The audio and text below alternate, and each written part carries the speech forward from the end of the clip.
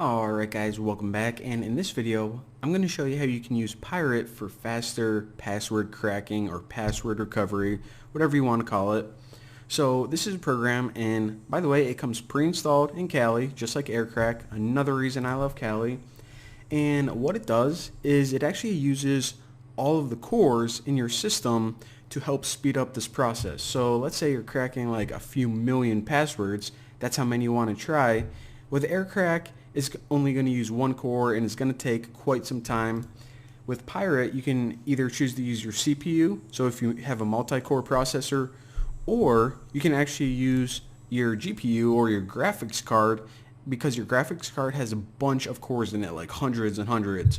So I'm only going to be showing you guys how to use the CPU, but the concept is the same. And by the way, before we start, there's another program called Hashcat, which is, I don't know, kind of like the most popular one for cracking passwords with your graphics card, because you can actually do it with multiple graphics cards. So we're going to be learning about that later on, which is kind of like the cream of the crop for password cracking. But for right now, let's go ahead and get started with Pyrit. So to use it, you just use Pyrit, and if you just want to see how many cores you have, you can just write list_cores. So like I said, in this video, I'm going to be using my CPU, and I have 8 cores available.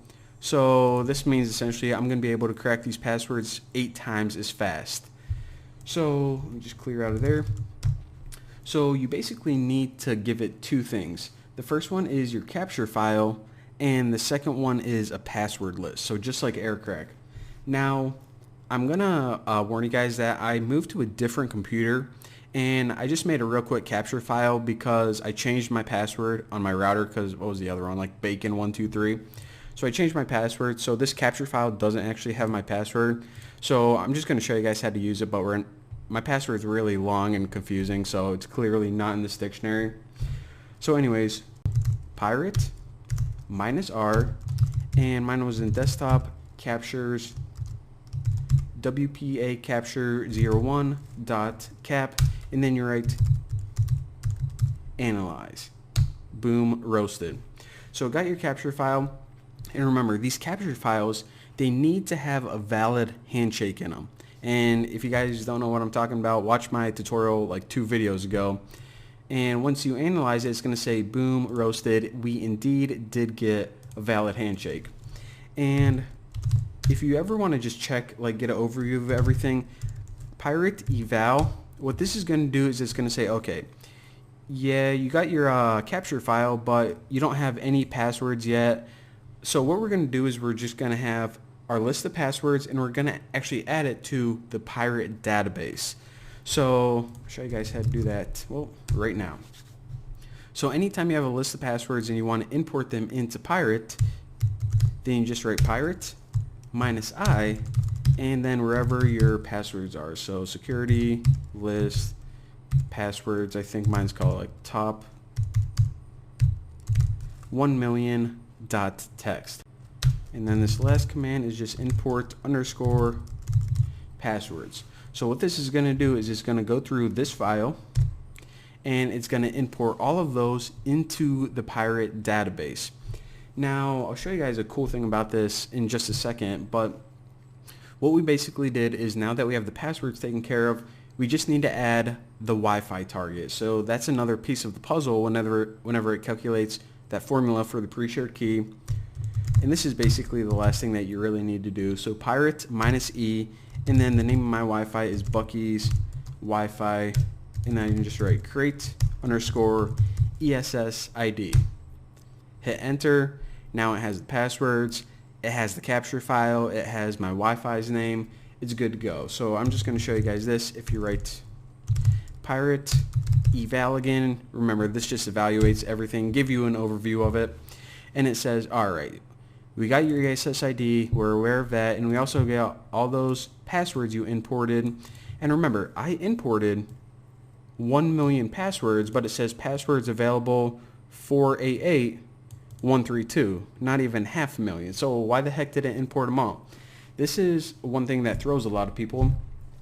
So basically what it's going to do is it automatically filters the passwords that aren't suitable for WPA or WPA2 password cracking, and that means WPA only allows you to use passwords of a certain length, and what it's going to do is if a password is below that length, like ABC, then it's not even going to add it to the database, so why waste time trying that?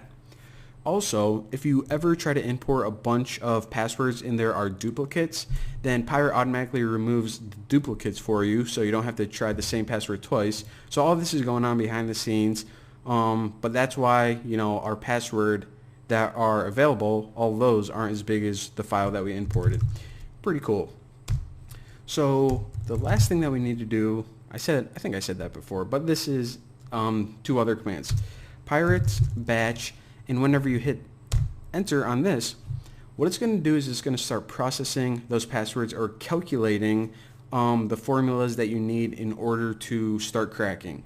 Alright, so once it's done batch processing our files, then we can finally launch our attack. So just call Pyrit, and you just need to say where your capture file is. So -R, and mine is in desktop captures in WPA.cap, and we just write attack_db. So hit enter and watch how long this takes. And by the way, I actually timed this with aircrack. It takes 2.5 minutes whenever I'm just running aircrack. So I'm about to hit enter, and look at that. Like, I don't even know if it took a second for 1 million well, it isn't 1 million. It's actually about 500,000, but still, check that out. And of course it says password not found because, remember, the key to a dictionary attack is having the password in that dictionary.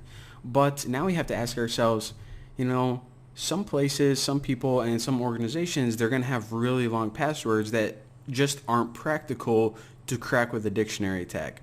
So what other solutions do we have? Are we just screwed?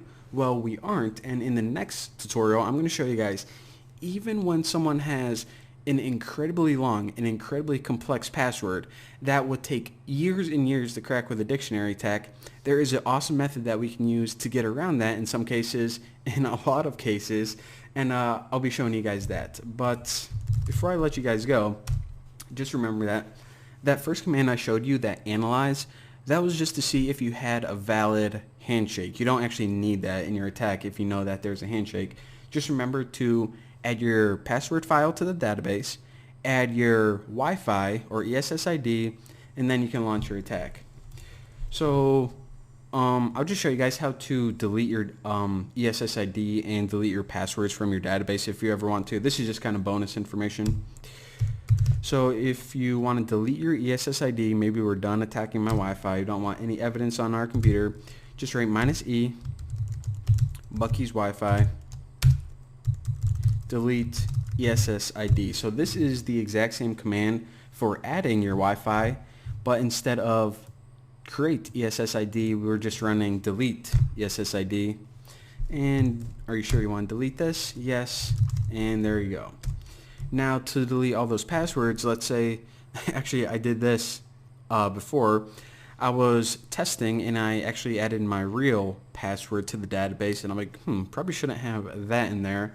So you actually need to delete the entire database. Then you can just re-import everything. If you just write rm -rf dot Pyrit, and this is just the path where it's at, blob space password, there you go. So you're going to remove everything, and this removes everything in the directories. It's recursive, and hit enter. So Pyrit eval, we can analyze everything. We now have 0 passwords, we now have 0 networks we want to target. We're pretty much back to basics. Now the last thing I want to say is, whenever you import passwords into your database, you don't have to do it all at once. You can, import a huge file of passwords that you found online, and then if you find another one, you don't have to choose between them. You can just run that same command again, and it's going to import password by password. It's automatically going to check to make sure that they're the right length, and also that there are no duplicates. So just import every single password, file you can have, and it's going to do the rest for you. So Pyrit is pretty awesome. Also going to be showing you guys how to use Hashcat in the future, which is even faster than this. So yeah, that's what we have to look forward to. I will see you guys in the next video.